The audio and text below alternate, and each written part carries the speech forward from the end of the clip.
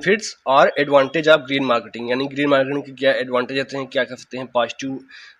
Result आता है वो भी देख लेते हैं। पहला, इनहेंस्ड ब्रांड इमेज, यानी कह सकते हैं एक कंपनी के तौर पर, एक ऑर्गेनाइजेशन संगठन के तौर पर, बिजनेस के तौर पर आप जब अपने बिजनेस में, व्यापार में ग्रीन मार्केटिंग को अप्लाई कर रहे हैं तो कह सकते हैं एक आप इन्वायरमेंटल रिस्पॉन्सिबल बन रहे हैं, इन्वायरमेंट के प्रति जागरूक बन रहे हैं, आप कह सकते हैं ट्रस्ट और पॉजिटिव परसेप्शन क्रिएट कर रहे हैं कंज्यूमर के प्रति, आप जो है एक पॉजिटिव इमेज कर रहे हैं, क्योंकि कह सकते हैं क्योंकि ब्रांड इमेज आप चमका रहे हैं अपनी। आप ग्रीन, जो भी कॉशियस कंज्यूमर रहेंगे, जो इन्वायरमेंटल फ्रेंडली कंज्यूमर्स रहेंगे, वो देखेंगे कि आप कंपनी के तौर पर एक कह सकते हैं अच्छी जो है आप पहल कर रहे हैं, अच्छा जगह कह सकते हैं जागरूक फैला रहे हैं, अच्छा तरीके से अच्छा जो है रास्ता अपना रहे हैं जिससे इन्वायरमेंट को प्रोटेक्ट आप कर रहे हैं। सेकंड है कम्पिटिटिव एडवांटेज, इस तरीके से आप कह सकते हैं अपने कंपटीटर से आप जो है एक डिफ्रेंशिएट कर लेते हैं अपने प्रोडक्ट को, क्योंकि आप कंपटीटर ये नहीं है, आप ये जरूर ये तो नहीं है कि वो ग्रीन मार्केटिंग अप्लाई करेगा आप अपने बिजनेस पर, लेकिन आप कर रहे हैं तो कह सकते हैं आपकी फर्म को अलाउ करता है कि आप जो है मार्केट शेयर को कैप्चर कर पाएंगे, क्योंकि जो इन्वायरमेंटल फ्रेंडली हैं, इको कॉन्शियस बायर्स हैं,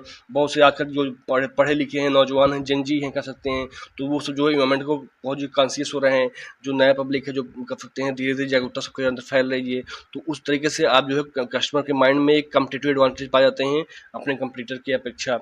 थर्ड है इंक्रीज कस्टमर लॉयल्टी, नेचुरल सी बात है, आप जो कस्टमर के वैल्यू के साथ, कस्टमर वैल्यू के साथ जो है कंज्यूमर के वैल्यू हैं, उनकी जो फ्रेंडली तरीके से आप जो है इन्वायरमेंट को प्रोटेक्ट कर रहे हैं, इस तरीके से आप क्या करेंगे, एक स्ट्रांगर जो है लॉन्ग टर्म रिलेशनशिप मेंटेन करेंगे, और कोशिश ये भी रहेगी आपकी कि जो है लगातार कस्टमर आपके साथ जुड़े रहें, रिपीट परचेज करते रहें आपके प्रोडक्ट को।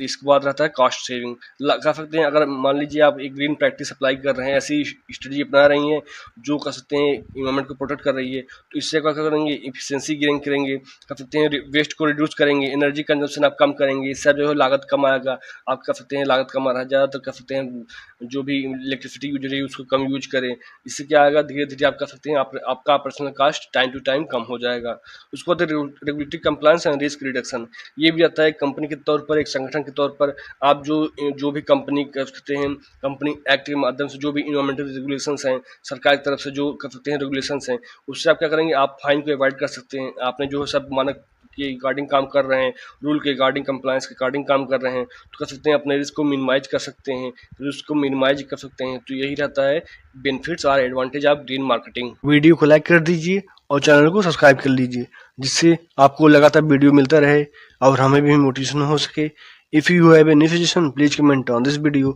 Thank you for watching video. Jai Hind.